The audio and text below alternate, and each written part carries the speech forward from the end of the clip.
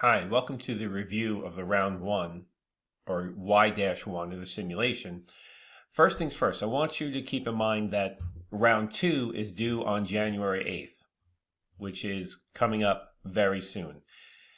And that the points you earn are cumulative. So you need to earn 2,500 cumulative points to get an A in this project, to get the full 20 points. So if you made 500 points this round, that's going to be added to the next round and so forth to get to these 2,500 points. You don't have to make 2,500 points in each and every round. These are cumulative points. And that's how you get graded.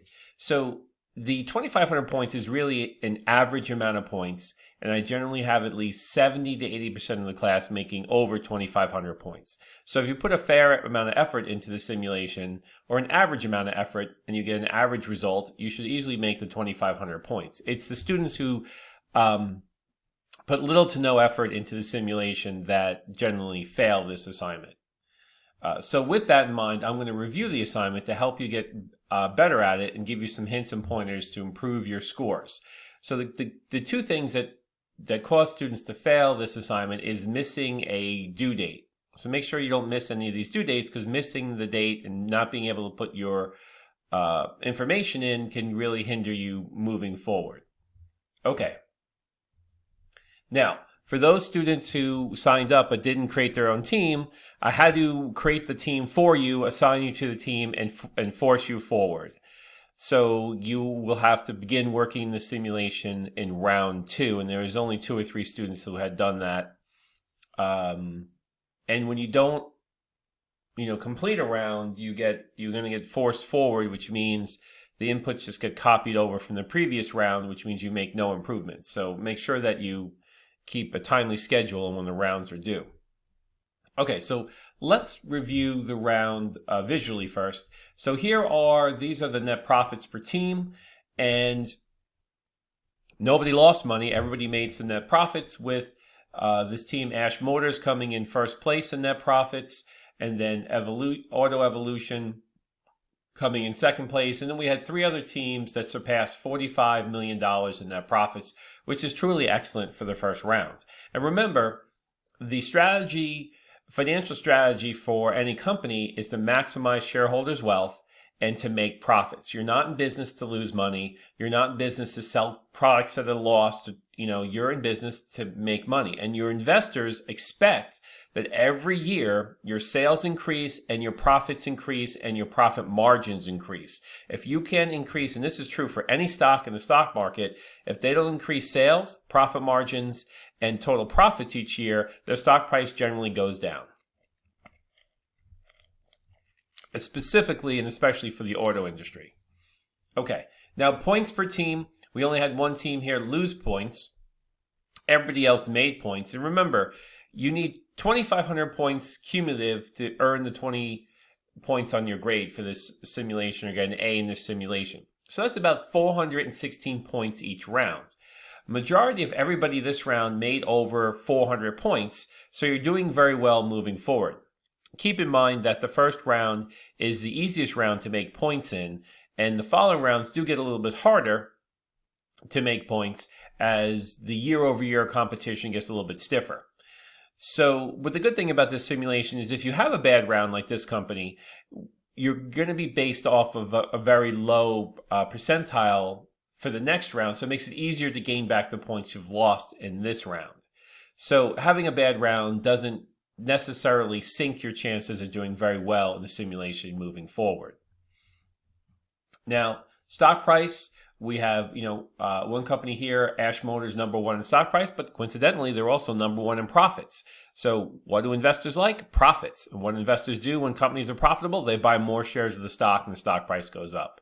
And you'll see that all the companies with the top stock prices are those companies who made $45 million or more in net profits. But it looks like all companies have increased their stock price and maybe even slightly. So all companies, their stock is moving in the right direction.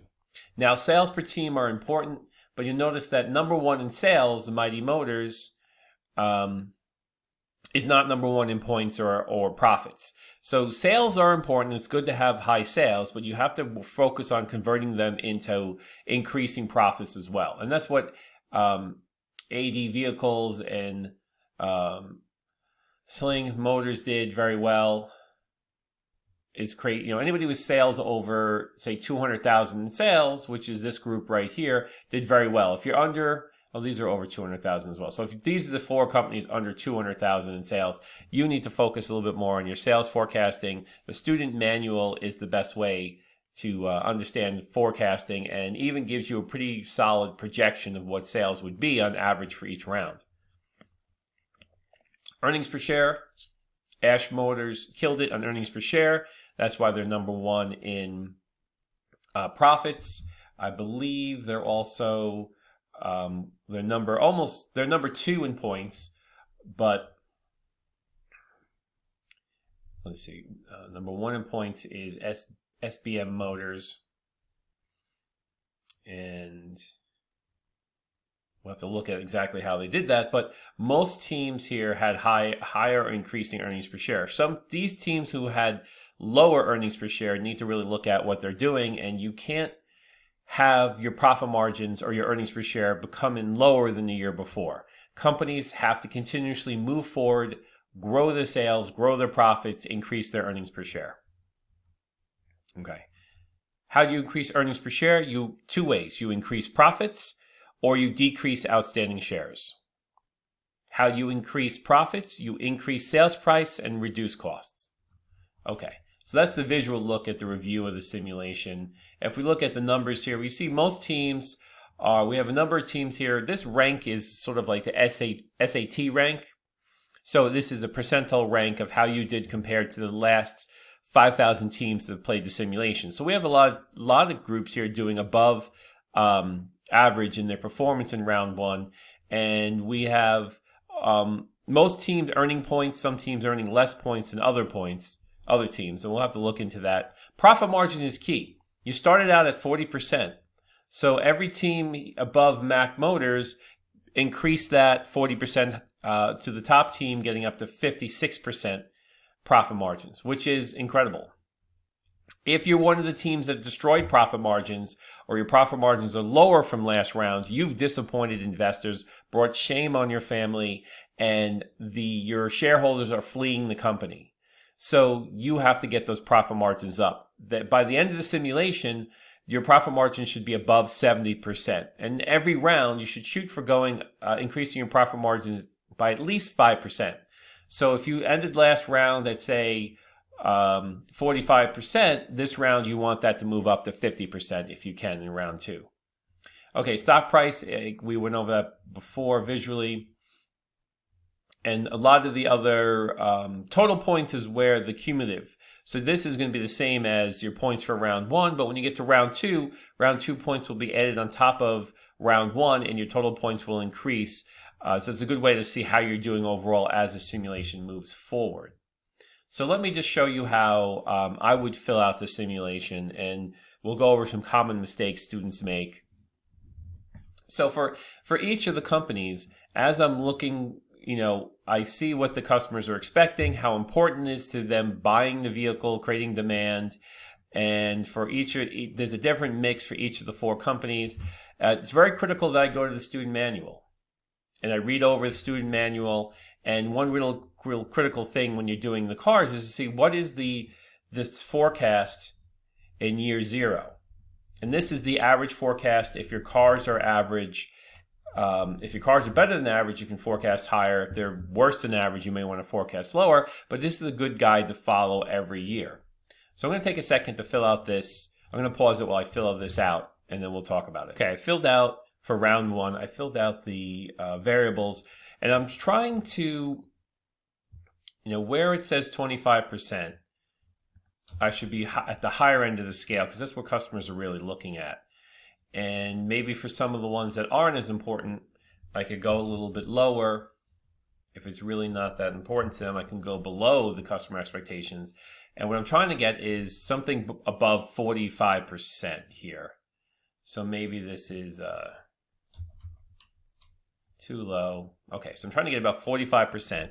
So I started at, if you look at the financial page and you took the net profits, the gross profits divided by the sales, you see that the profit margins, the gross profit margins were 40% to start out. So I'm trying to increase it by 5% for each car. Now, the average forecast for the economy class, if I look at the user guide, is 2188. But I'm going to just go with 2,000 cars, and that will help me because my car isn't the best car, so I know I'm not going to, it's probably below average because I'm hitting low points in a lot of the other statistics, and I'm having a very high sales price. So I'm going to forecast a little bit lower in this car because I don't think the demand is going to be average or above average. But I'm okay with that because I'm making a lot of profits on the car. And I did the same thing for each of these cars moving forward. If it was a high importance factor, I try to stay in the high end of the customer expectations. I could even, go above the customer expectations if I wanted. And then on some of the low end ones, I was on the lower end of the scale and the high end of the sales price. Just give me higher profits. And I did that. So again, for the truck, I tried to keep a stronger engine. But again, I'm forecasting lower than average because I'm doing high sales prices here. But I'm maintaining 45% or higher profit margins as I develop these cars. Okay. Now, the next screen is, this thing here is ornamental. It's not going to change anything. This is just sort of a what if, but this doesn't affect anything really. This is just part of the role play of the game. What really affects is how much money you spend in these investment categories. And again, you need to look to the student user guide to see how effective each of these different media outlets are in selling the vehicle. So it's going to take a while. This takes one of the longer times to spread this money out properly. So I'm not going to go below 500,000, but I'm not going to go above $1 million on any of these cars. I'm going to go somewhere in the middle for each of these cars, and I'm going to proportionally put them out by these percentages listed here. Maybe focus more on television since that's the highest percentage there so far. So it takes a while, so I'm going to pause again while I fill this out, and we'll meet you back in production. Okay, now I'm in production, and what I'm going to do is I'm going to have to buy a new production plant. But here I only have to buy one instead of two because I had reduced my forecast. So it doesn't make sense to buy a new production plant just to build 80 cars. So imagine building a whole giant production plant, hiring all these people, stocking it with inventory, and for the whole year you're just going to make 88 cars. I don't think this is sinking in for some of you, so let me show you exactly what I mean. If I was to go over here and say, let me produce 2,200 cars for the economy, and I'm going to submit that. Okay, so now if I buy one plant, I won't have enough. My capacity is only 200, and I need to make 2,100 cars, so I won't have enough. I'll have to buy a second plant to have enough capacity and make 2,100 cars. So I'm buying this second plant, which gives me a total of 3 plants altogether because I have one production plant already. So if I buy 2 new ones, I'll have 3 with a capacity of 3,000 cars. So now I'm spending additional cost of $10 million for this additional plant just to make 100 cars. It doesn't make any sense. So that's why you should when you go into sales, you should look at, okay, maybe I'll make this 2,100. That way, because there is 100 cars already in inventory, and that way I can go in. So there's 100 cars currently in inventory, so I can go in and I can just buy 1 production plant instead of 2 and save $10 million, and that will help with not having such a big deficit at the end. All right, so for each car, what's important is to get some operational investments. So I'll just start with 2 and see how that goes. So here I'm going to have to buy 2 production plants for the sedan, but making 300 cars, I don't like to have such a low capacity utilization, but there's really no choice at this point. So let me buy a couple of these. These operational cost reductions are important because this is what's going to give me be able to lower my costs in production later on. So for every level, I lower my cost by $300 the following year. So I have to buy a lot of production plants this first year. So it's a hefty investment. So you're going to be buying a lot of assets, and that's going to be costing you a lot of money. So I'm done with production. I can go review my finance. So at the bottom here, I have a deficit of $5 million. So I don't want to have a deficit. So the mistake most people make is they put some additional funds equal to just enough of additional funds, buying some, asking for some long-term debt, short-term debt, and issuing some stock. So this gives me $6 million worth of additional funding, which brings my surplus to $223,000. So I'm thinking I'm doing well, but let's what happens when I complete the year. And this is what happens to a lot of students. I'm probably going to have an unexpected deficit. And your question will be, why did I have an unexpected deficit? Yeah, so I have a deficit here. It cost me 100 points. Why is that? Well, it's because this is the pro forma financial statements. It's the estimate, not the exact what's going to happen. It's a guess of what most likely will happen. But in order for that to happen, you have to sell all the vehicles you forecasted. I did not sell all the vehicles I forecasted.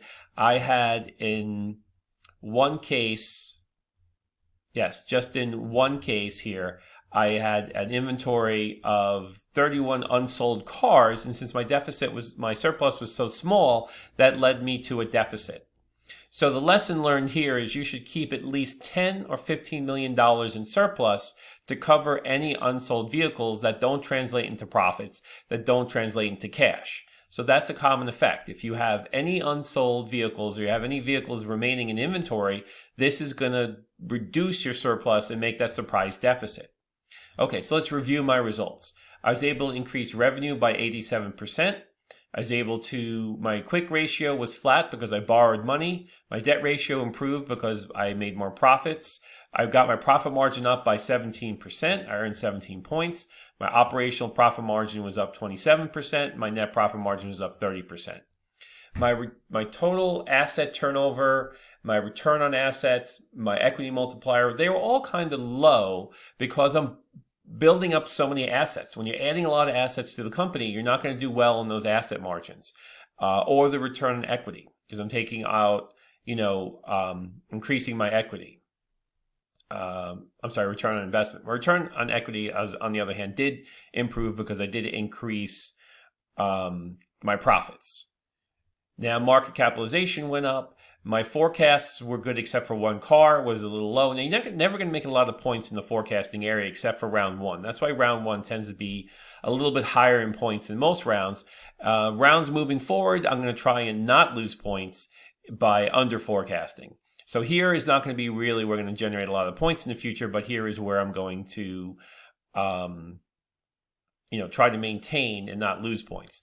I made 100 points for investing in operational investments. That's where I made those operational investments in the production page. So I have a cost reduction now moving into this round. But then again, I had this unexpected deficit, which cost me 100 points because I did not keep a big enough surplus, even though my forecasting was pretty tight. I could go here to the assessment area and I can learn about, if you're like that preschool level type of thing, you like stars. I had 4 out of 5 stars.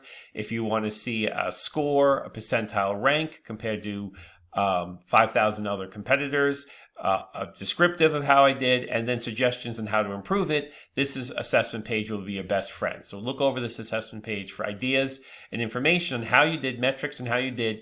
And if you go over this you get information on tailored information on how to improve your score.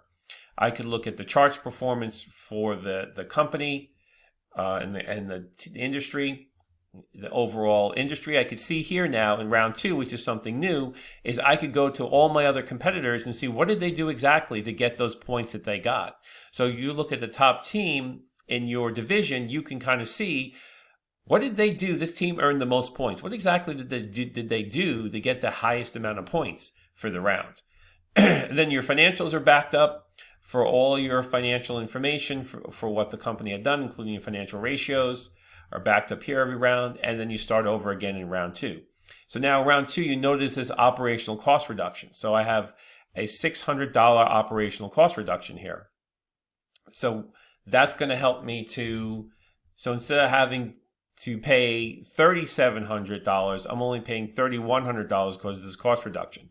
This is what's going to help me to keep the cost of my car the same or lower each round as I keep investing in the company. Now, so for round 2, I have to make decisions. I see the customer expectations have increased. These importance factors always stay the same. And now I'm going to build my cars again. And I'm going to try and improve my profit margin. I also want to improve on, I'm getting a warning here. I want to also improve on my key factors.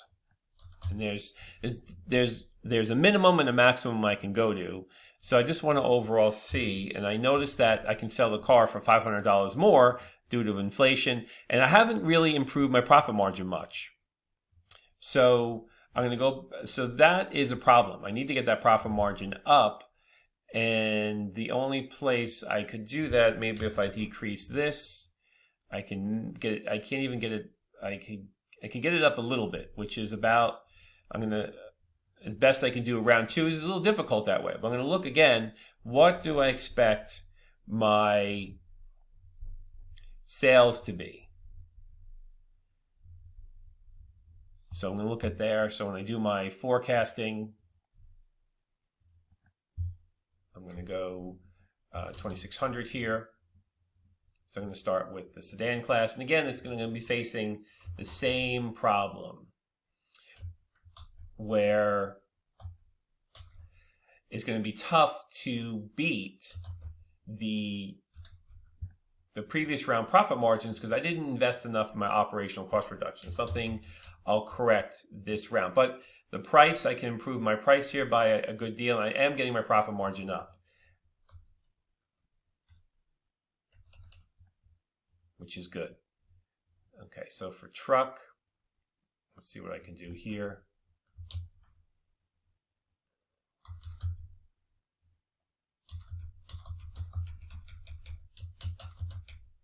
And I got my profit margin up for truck. I'm not getting it up to the 5% I really ideally would want to be up to, because it's tough in round 2 because customers are expecting more, and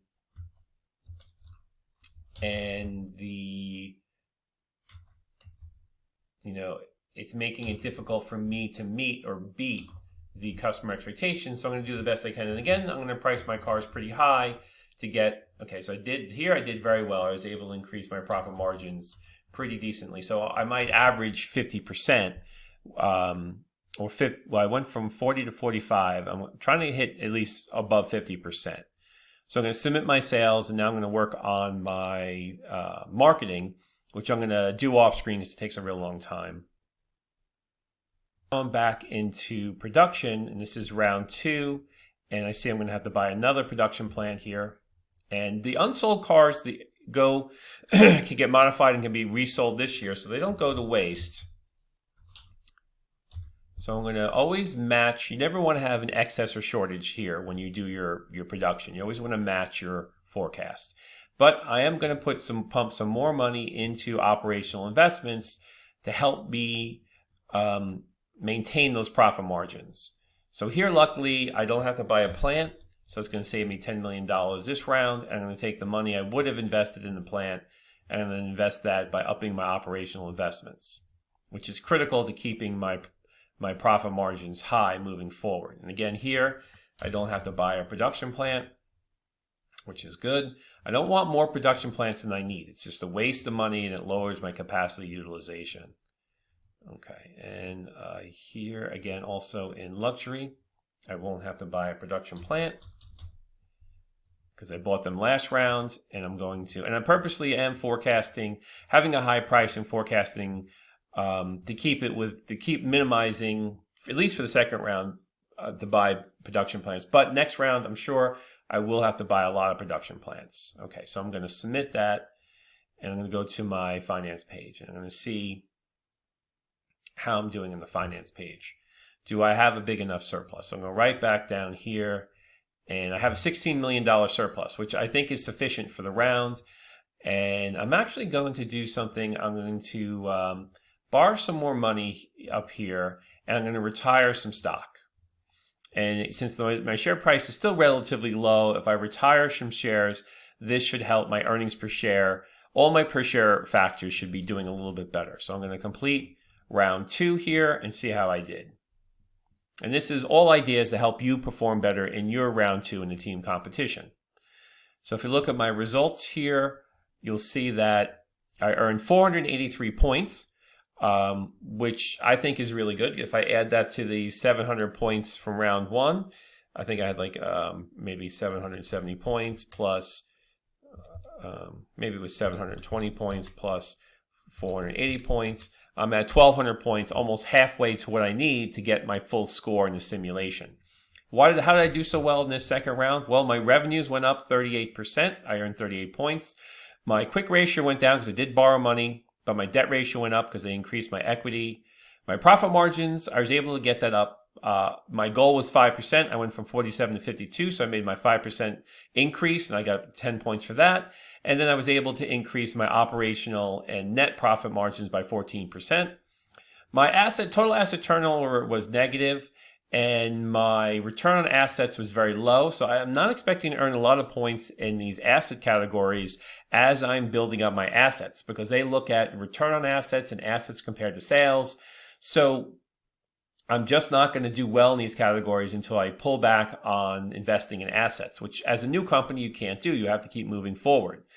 And so this is also going to affect my equity multiplier, this assets portion of it. But my return on equity decreased a little bit because I had greatly increased my equity and my profit margins didn't expand as quickly as the previous round. So, but my earnings per share did go up by 57%. Buying back stock did help with that. And if I look at my market capitalization, that went up 100%. My book value per share went up 60%. And again, my forecasts were pretty tight. I only lost 2 points on my forecast, which is my goal. But I had earned 100 points in my operational investments and 100 points for my surplus, which really significantly increased my score. So that's why you always want to make these operational investments, and you always want to have a big enough surplus to support any unsold vehicles so you don't lose. It's really like losing 200 points because you go negative 100. So instead of making 100, you go negative 100, which would have brought my score down to 283, which isn't great. So now I start off in year 3. And now I have $2,400 of operational investments, which is going to help cushion the ever-increasing customer expectations. Although I do see the price I can sell the car went up a little bit. So when I make this car for the 3rd time, again, I'm going to have to, the growth rate on these vehicles as far as sales, you see they're going up 25, 30, 20, and 35% a year. So year 3, I have to, plan for at least 3,000, if not 3,400 vehicles. So when I make the car this year again, I'm going to hopefully be able to make a better car as far as what my customers are expecting. And I can get the profit margin up a little bit, and I'm going to have to probably forecast, 3,300 cars, which means I'm going to have to buy another production plant. But this is not quite up 5%.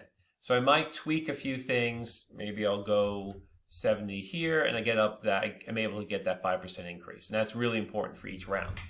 Okay, so I think I sufficiently went over how I would have filled out round 1 in the results, and now how I would fill out round 2 and what are the important things to look for to improve your score, keep your score moving forward. So again, I wouldn't say to copy my inputs identically. A lot of these things I put in quite quickly, so you have to make your own decisions and your own strategy. And remember, the financial goal here, the reason you run a company is to maximize profits. You have to get your profit margins up, your total profits up to keep your investors happy. And there's no reason for sales ever to decline if they're moving up, if the market is moving up for each vehicle in double-digit percentage gains each year. There's no reason for sales ever to go backwards. So keep that in mind and keep moving your sales forward.